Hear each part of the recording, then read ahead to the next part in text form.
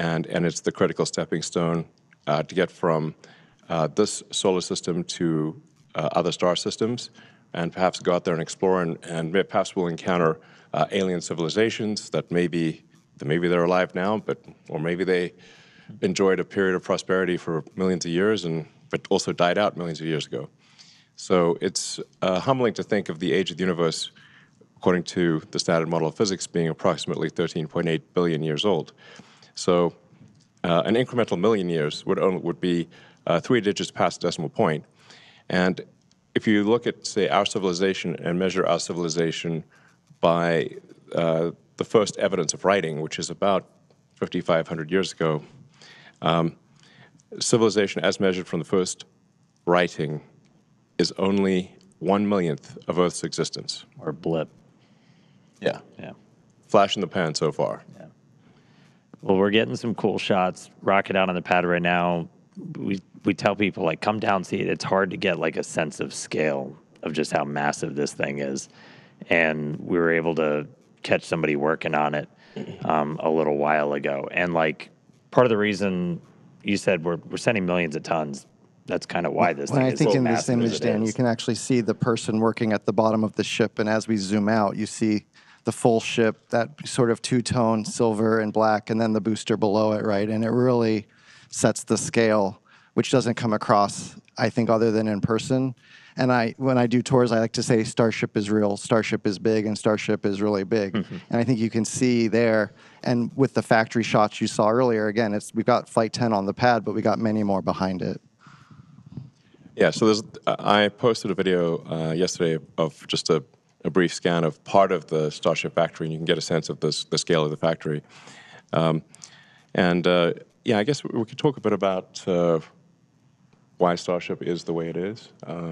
Like, for example, why is half of the ship black and half of it is silver colored? And that's because the bottom half of the ship, the bottom as seen from orbital entry, has a heat shield on it. So the black there is the heat shield, and then the core structure of the rocket is a special alloy of stainless steel, and that's where you see the sort of shiny silver parts are stainless steel.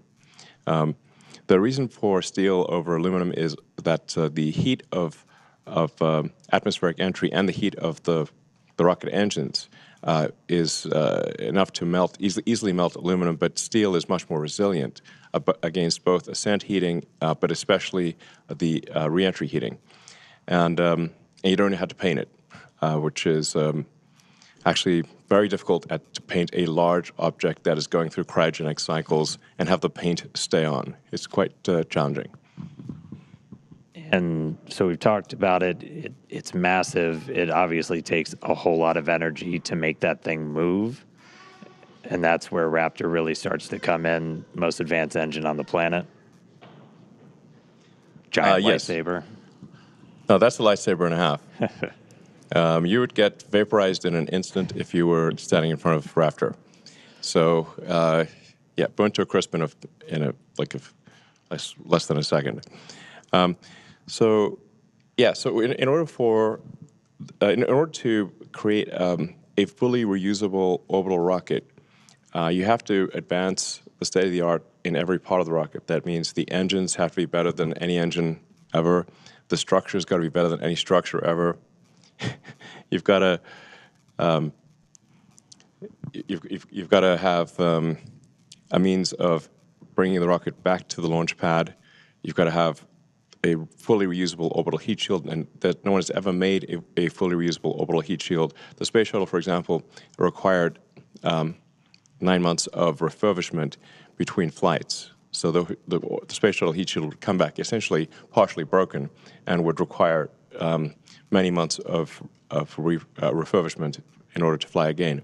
What we're trying to achieve here with Starship is to have a heat shield that can be flown immediately. So the ship, both the ship and the booster, would be caught by the tower arms, and the booster would be placed immediately back on the launch stand, and the ship's got to orbit Earth at least once, but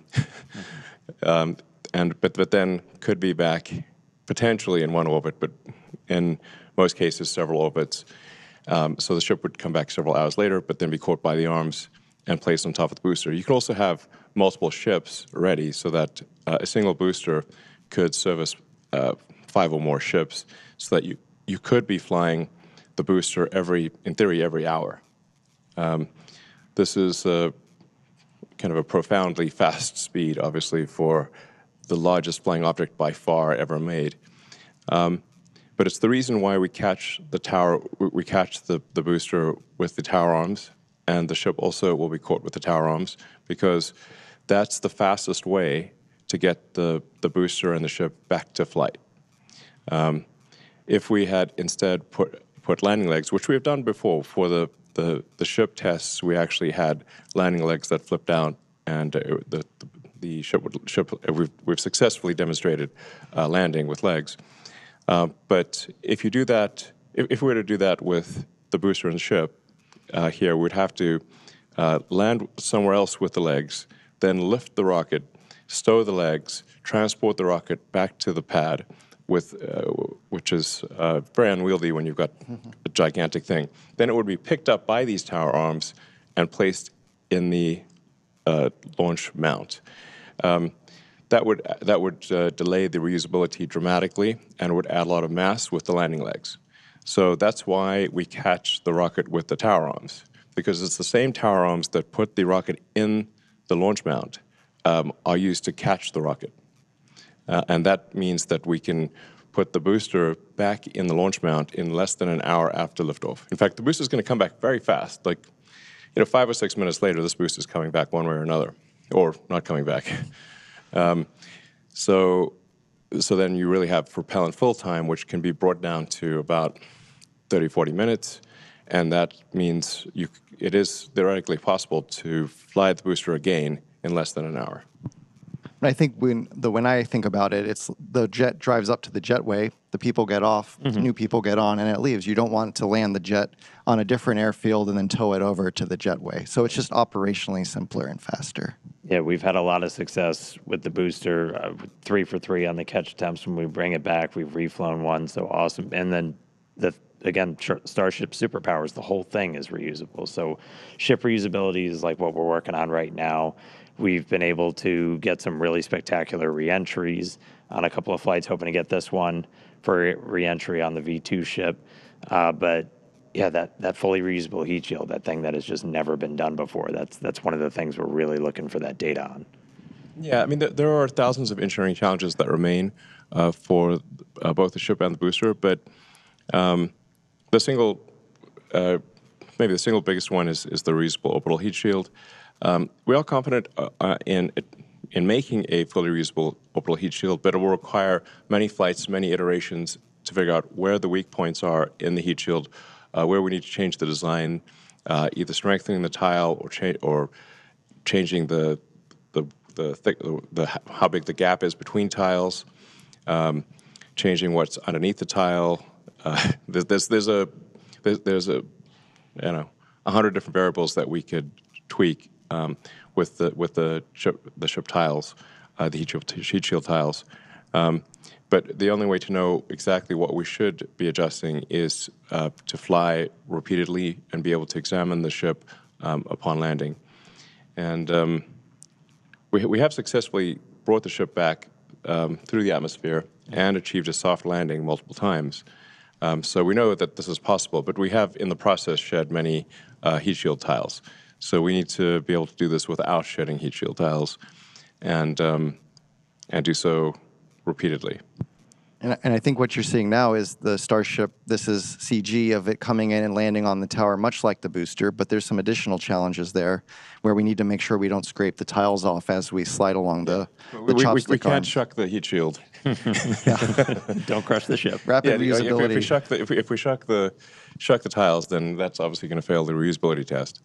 So ships can use the tower to land and catch, like the booster here on Earth where towers are available. And for our initial landings on Mars and other planets, we'll need landing legs that deploy much like what you're seeing here with Ship 15 when we did our suborbital test to prove out the precision descent landing, which was a successful test. We actually landed two. One was we were able to actually recover it, and you can see it here in the rocket garden if you visit Starbase.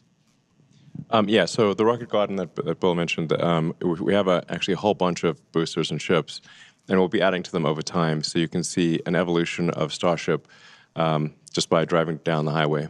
Yeah. So reusability is key. There's some other technologies we're still looking to prove out. Really big one is going to be the on-orbit refilling. Looking to do that next year, and that's really what's going to kind of unlock, Starship going everywhere else, going everywhere beyond Earth.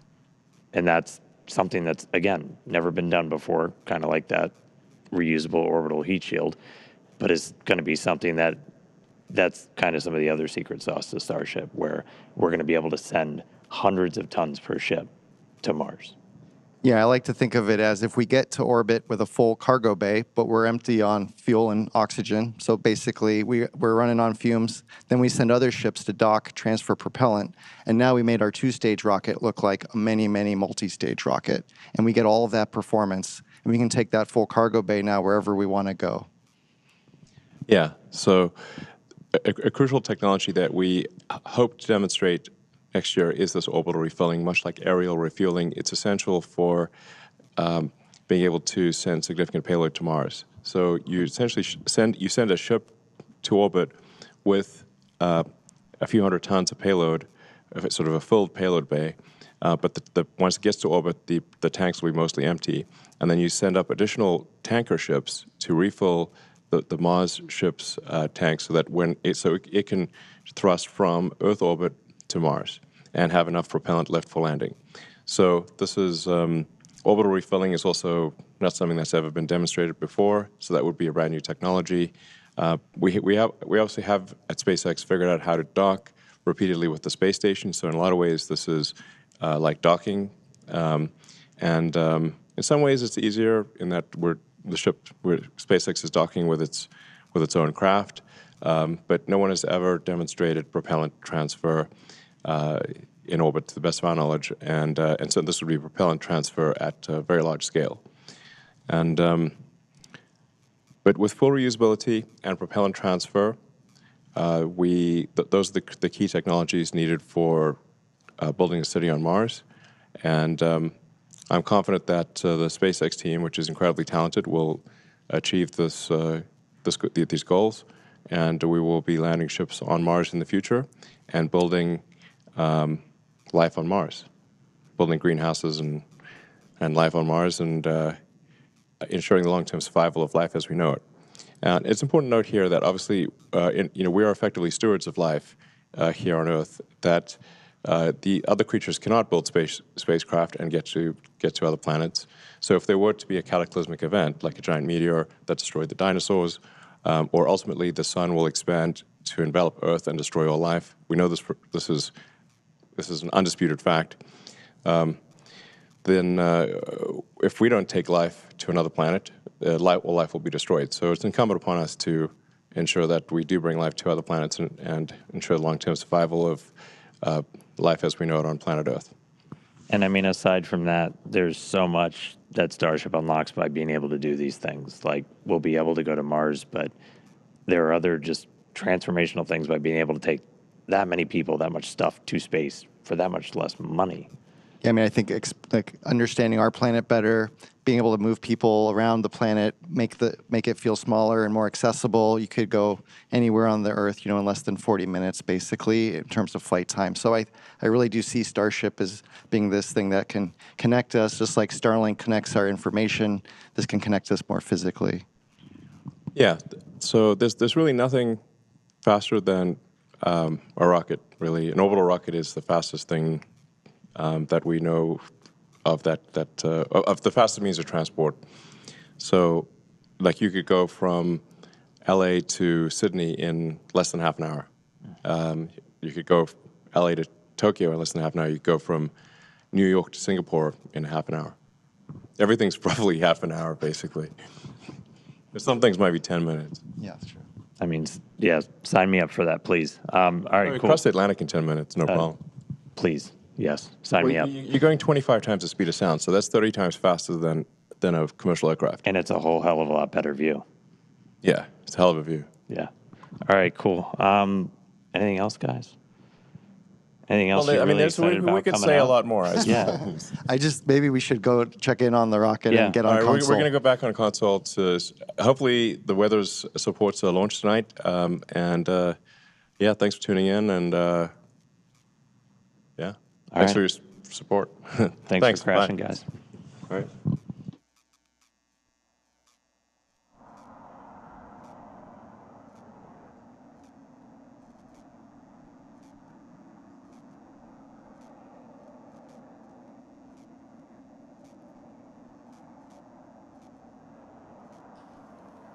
All right, that was sweet. Let's turn our attention back to the rocket. So just checking in, we are about 19 minutes and change away from liftoff. As I said right at the top, weather is going to be our primary concern. We were tracking some anvil clouds. We're hopefully clearing that on the range soon. We are not currently tracking any hardware blockers to launch, but we'll continue to follow along. If anyone was following along yesterday, we actually didn't even get into our webcast as we had a leak on one of the hoses feeding the liquid oxygen into the ship through its quick disconnect. We were able to replace that this morning. Team did an incredible job, got us into an attempt today. All right, joining me now for the rest of the day is Amanda Lee. Hi, Amanda. Thanks, Dan. I'm super excited to be here. Let's just get right into it. Yeah, a whole bunch has happened to get us to today's flight, our 10th flight test. Let's look back at Starship's 9th flight test in May. That did end with a rapid unscheduled disassembly on the ship and the booster. Flight 9 marked the first reflight of a super heavy booster. We saw a successful stage separation and the first ever deterministic flip, which gives us extra performance. The reused booster was flown at a much higher angle of attack to push the envelope on capabilities, which ended up causing some internal structural failure, eventually leading to a rapid unscheduled disassembly at landing burn. Yeah, ship continued its ascent. We did see pressure drop in its main fuel tank and rise in the nose cone. We just had a camera view. We actually caught the failure on camera in the fuel pressurization system. Ship was able to complete its ascent, though, achieved its planned velocity and second stage engine cutoff. After that, though, we did run into some issues with attitude control, which led us to skipping the payload deploy and Raptor relay demos. Starship eventually re-entered the atmosphere in an off-nominal attitude, and communication was lost approximately 46 minutes into the flight test during entry, but of course not before one heck of a light show. Yeah. That booster rud was caused by higher than predicted forces on its structure, specifically that internal fuel transfer tube, as we were doing a higher angle of attack experiment. To fix that for remaining flights with this version of the booster, including the one behind us, we're just going to lower that angle of attack. We're relaxing those forces, and that minimizes the likelihood of structural failure. And over on the ship side, we redesigned the part of the fuel pressurization system that failed on Flight 9, put it through a more rigorous test campaign, and after subjecting it to flight-like stresses, it did successfully run for more than 10 times the expected service life with no damage, so great test results there. Our goal is always to make it through all of the objectives we set, but any result that teaches us more about Starship performing in the real-world environment helps us to make those targeted iterations and improve quickly. Yeah, that's how SpaceX developed our first rocket, Falcon 1. That's the same philosophy we used to develop Falcon 9, which has passed 100 flights just this year and 500 flights overall. Yeah, incredible milestone for Falcon, and again, the way they got there was to launch, learn, and repeat. All right, so that wasn't the only thing that happened while getting ready for Flight 10. If you followed along, Ship 36, which was originally supposed to fly on Flight 10, experienced a major anomaly during a static fire test at our Massey's test site. It was in the process of loading all of its cryogenic propellant to do a 6-engine static fire when we had a sudden energetic event that resulted in the complete loss of the Starship, and we damaged the immediate area surrounding the stand out there at Massey's. The most likely root cause was identified as undetectable or under-screen damage to a composite overwrapped pressure vessel, or COPV, in Starship's payload bay section. To address this probable cause, we're operating the COPVs on the ship at a lower pressure and also implemented additional proofs and inspection methods.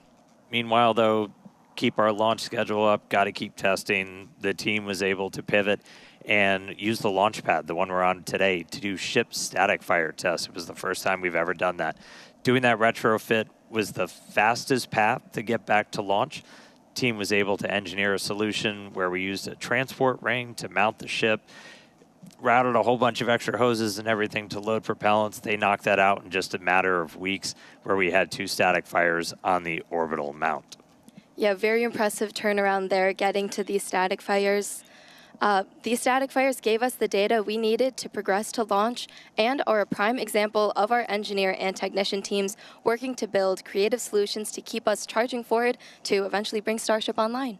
And even while doing all of this, we're in the process of rebuilding the test stand out at Massey's to get ready for the next generation of Starship version 3. So right now, though, we are still on track. We're looking about 14 minutes away. Again, our T0 is at 6:59 p.m. Central. While we still have a couple of moments, though, let's toss it over to Chris, who's getting ready to watch the launch out in California. How's it going, Chris? Hey, Dan and Amanda, it's going great, and welcome everyone to the Tesla Diner here in Hollywood, California. For the first ever public showing of a SpaceX webcast, it's been great to see the webcast up here on the big screens at the diner. You know, throughout the afternoon, we've had members of the public coming up, mixing and mingling, enjoying some of the food, getting to watch some old science fiction, but also getting to watch and keep up to date with what's happening here for Starship's 10th test flight. I think I can speak for everyone here when I say we're really looking forward to the epic views that we're going to get from in space and during atmospheric reentry, all thanks to Starlink. And speaking of Starlink, that's actually how we're coming to you live from the diner, relying on one of those many reliable connections that Starlink is able to put down across the Earth and in low Earth orbit. So for a little bit more information on the immediate future of the Starlink constellation, let's head on over to Hawthorne, where my colleague Tyler Lionquist is standing by. Tyler, how's it going there? And are you ready to see a rocket launch today? We are definitely ready for a Starship launch here in Hawthorne. Hi everyone, my name is Tyler Lionquist and I'm a Starlink business analyst here at SpaceX. Starlink is SpaceX's low Earth orbit high-speed internet that's bringing connectivity to places where you least expect it, including in space. For today's mission, Starship is outfitted with 4 Starlink terminals, allowing us to get live views of ship while in orbit and all the way down to splashdown in the Indian Ocean. Starlink satellites are built in Redmond, Washington, and that's also where we monitor the health of our entire constellation. So let's take a quick look for more on Redmond. What a lot of people might not realize when they think about the scale that we're operating is that actually 2/3 of the operational satellites in orbit are Starlink satellites. And then all of those Starlink satellites came from right here in Redmond.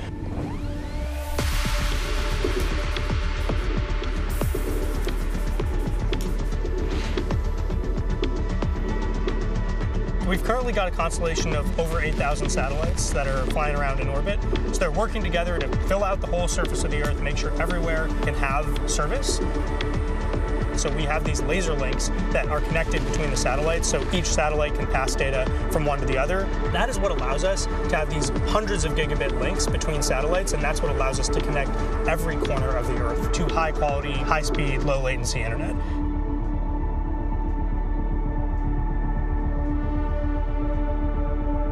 When you think about that Starlink that you have at home, the technology that's in there and that's in your antenna is very similar to the antenna that's on the satellite. We use what are called phased array antennas, which is a fancy way of describing an antenna that's made up of many little antennas that work together in order to direct their energy to a specific spot on the ground without a motor. Generally, satellite manufacturing is a very slow process. It takes people weeks or months to build a satellite. At SpaceX, we iterate very fast, and we have learned how to build satellites at the 70 sats a week rate. As we have focused a lot on production rate, we have not forgotten about our satellite reliability, which is critical to our mission. If you look at the whole world and you ask, where is the satellite industry? It's right here in the USA, in Redmond, where the vast majority of satellites being built are being built right here. Starlink is a truly game-changing technology, and it's all supported by the global satellite constellation from this space here in Redmond. And we're really just getting started at the very beginning of what we want to do with Starlink. Now, as we mentioned earlier in the show, one of today's objectives is for SHIP to deploy Starlink simulator satellites that represent the advanced V3 satellites Starship will be launching in the future. And as you can see here, once Starship reaches a nominal orbit, the payload door will slowly begin to open to prepare for deployment. The Starlink satellites will be dispatched relatively quickly, one at a time, very much like a Pez dispenser. They'll be situated in one long stack, taking up as little space as possible, allowing for an efficient deployment sequence. And once a set of Starlinks is deployed, the next set advances and deploys until they are all drifting away from Starship to prepare for their on-orbit life. Each Starlink V3 launch on Starship is planned to add 60 terabits per second of capacity to the Starlink network. That's more than 20 times the capacity added with every V2 mini launch on Falcon 9. So we're talking about a massive increase in performance all around, which will ultimately enable Starlink to serve as the communications backbone of the missions to the Moon and to Mars. But for now, we're going to turn it back over to the team at Starbase. Hey, Dan and Amanda. Hey, thanks, Taylor. So, quick update for everybody. So weather is still the main thing that we're watching. We are currently red on the range, hoping to clear that anvil rule any moment now. That's really the only thing blocking us at the moment. Vehicle's good, pads ready to go. All of our checkouts have been really smooth today after that repair work that we did this morning after we had to abort out yesterday. So we're looking at the weather. That's the thing we're really paying attention to right now. Meanwhile, prop load is still ongoing. We started loading prop at about T-minus 53 minutes, beginning with ship fuel, ship blocks, booster fuel, and finally booster locks began loading at about T-minus 35. We'll continue loading prop until just about 3 minutes before liftoff, and ship will conclude first, and then 30 seconds later, booster will finish up. Yeah, so bottom line, we're looking great in the vehicle. We're looking really good on the range. We're just really watching that weather. So we're still waiting to hear that that's clear. That's the only thing that could potentially stop us today. Okay, now let's talk about Mars, since everything we do is part of our foundational mission to get to the red planet. Each Starship launch is to learn more and more about what's needed to make life multiplanetary and to improve SHIP to the point where it's eventually taking millions of people to Mars. That's right. We're looking ahead to begin sending the first Starships to Mars next year. These initial ones are going to go without humans. They're just going to put minimally viable landers on the surface, land right on the skirt, no legs. This will just help prove we can actually get to Mars, focus on learning just as much as humanly possible, demonstrating what's needed for Mars transit and the ultimate landing. Then, during our next window from 2028 to 2029, we'll attempt to land the initial infrastructure and start delivering more equipment while evaluating available resources on the planet. And we'll also have Optimus on board for the ride, designed to do the initial heavy lifting.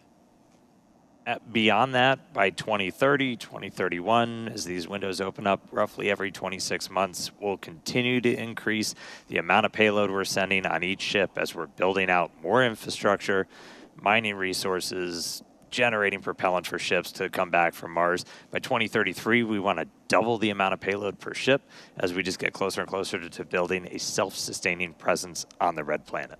Yeah, very exciting missions ahead, and these first missions to Mars are going to be crucial to setting up what we'll need for humans to eventually inhabit the planet, and we won't be doing this alone. Sure. The Italian Space Agency and SpaceX recently signed a first-of-its-kind agreement to carry Italian experiments on the first Starship missions to deliver customer payloads to Mars.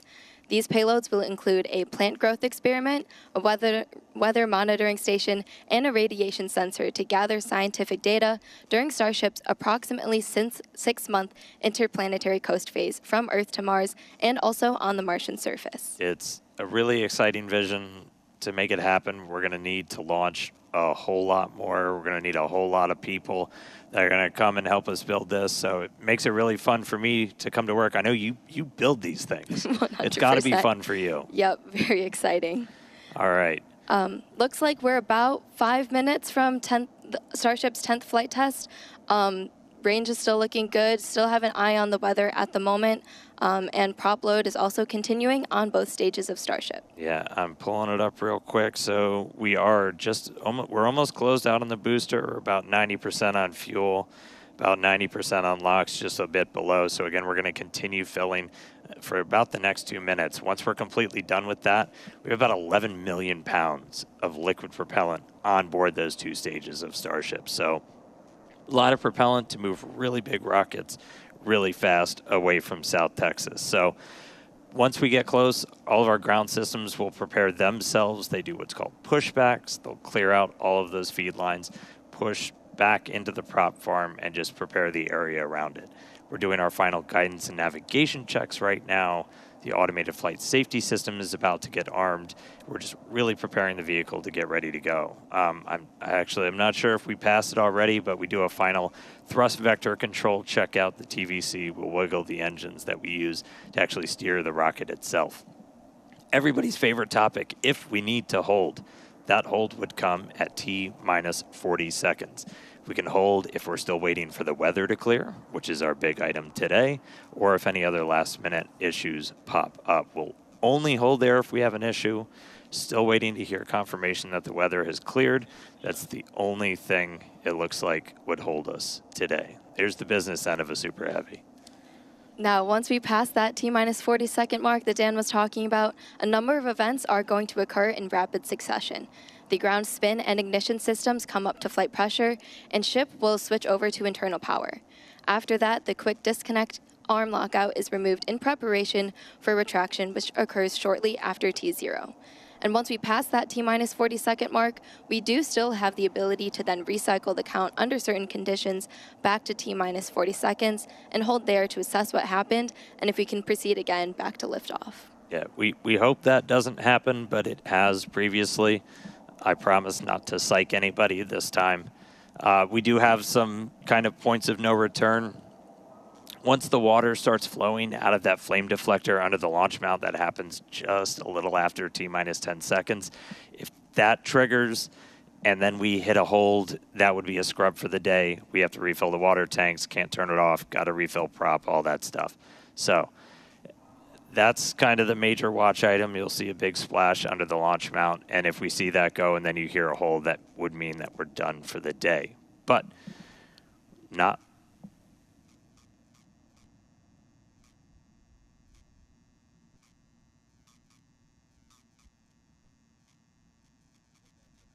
And yeah, I didn't disappear. Sorry, everybody. Listening in as the flight director for today is going through some of the final checks. We are still red on the range for weather. We are closing out prop load right now, though. Yeah, as we wait and hear what's going on, we can just quickly review some of the test objectives for today. On the booster side, we're of course hoping for all 33 of those Raptor engines to power our ascent ahead of hot staging. And once that stage separation occurs, booster will perform that directional flip before the boost back burn. One of the interesting experiments we're doing today is upon our landing burn, which typically ends with those 3 center engines lit. We're going to be intentionally shutting one of those off and instead lighting one from the middle 10 ring. And this is just to kind of give us an idea of what it would look like if we ever had an engine out scenario. Yeah, using our time to really push the envelope. And so at this point, we are fully closed out on our prop load. Coming up on a minute and 20, we are still red on the range for weather. So at this rate, looking likely we will hold at T-minus 40 to see if we can clear that anvil cloud roll. That's the one blocker we currently have to a launch today.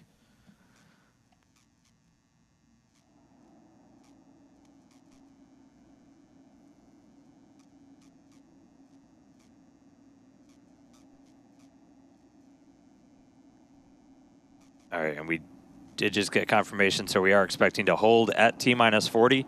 We are still red on the range for weather, so look for the clock to pause in just a couple seconds.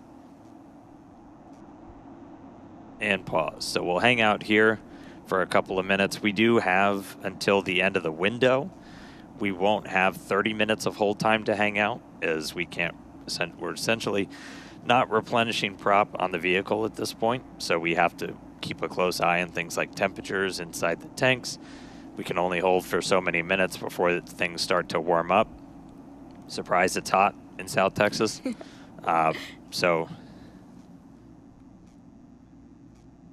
Yeah, while we're holding here at T-minus 40 seconds, we reviewed our test objectives for booster, but why don't we chat ship for a second? After stage separation, ship will continue onwards up through its ascent to the planned suborbital trajectory. Once it reaches there, we'll undergo SECO, or where the second stage shuts off its engines. We're hoping to deploy 8 dummy satellites today, which are modeled after Starlink V3. We're also planning to attempt a in-orbit burn, so we'll relight one of those Raptor engines while in space, and that will occur ahead of re-entry, where we'll also be testing multiple experiments, including missing tiles, metallic tiles, and intentionally loading those vehicles' flaps. And then hopefully we'll conclude today's test flight with a soft splashdown in the Indian Ocean. Yeah, definitely want to see a ship on the other side of the planet today. We did just get a quick update. So the range is fully green. Weather is still red. So we are still tracking a detached anvil rule, which essentially there's an anvil cloud that's too close to our launch site, and it needs to move further away. Until it moves further away, we can't lift off. So we are expecting an update in a couple of seconds, potentially. Again, we can hang out here for several minutes. We're not actively replenishing prop. And getting an update now.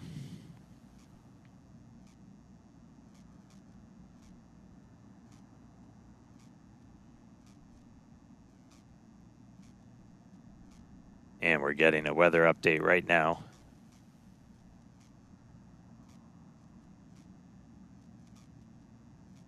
And team's looking at it. Again, we're just tracking this anvil rule still. It's our only blocker today. Range is green, vehicle is green. Weather is currently red.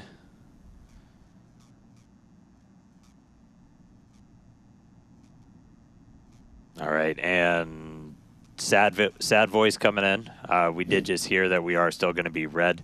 So at this point, we are essentially transitioning this to be a wet dress. So wet dress is when we fully load prop on board the rocket. So we are going to see the clock probably start up again. But once they get down to 10 seconds, they're going to abort out, and then we will be done for the day.